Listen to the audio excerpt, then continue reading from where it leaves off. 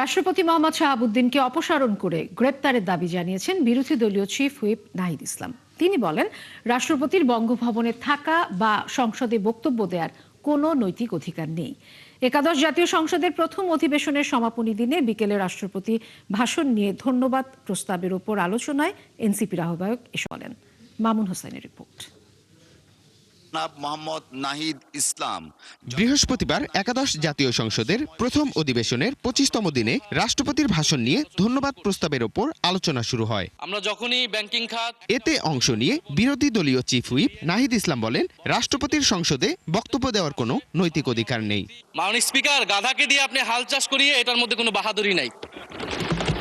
এটা আপনাদের দেউলিয়াত্ব, সরকারের দেউলিয়াত্ব যে সরকার এখনো রাষ্ট্রপতি পরিবর্তন করতে পারছে না। মাননীয় স্পিকার, তিনি অভিযোগ করেন, ইসলামী ব্যাংক লুটপাটের সঙ্গে রাষ্ট্রপতির সম্পৃক্ততা রয়েছে। মাননীয় স্পিকার, এই রাষ্ট্রপতি চুপ্পু এস আলমের হাতে ইসলামী ব্যাংকে তুলে দেওয়ার কারিগর 2 কোটি আমানতকারীকে পথে বসিয়েছিল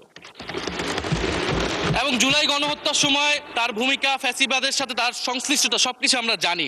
এনসিপির এই শীর্ষ নেতা বলেন, এমন একজন ব্যক্তিকে রাষ্ট্রপতি হিসেবে বহাল রাখা দেশের জন্য দুর্ভাগ্যজনক। এখনো বাংলাদেশের রাষ্ট্রপতি। মামুন হুসাইন, 71, ঢাকা। এসেছে যে রাষ্ট্রপতি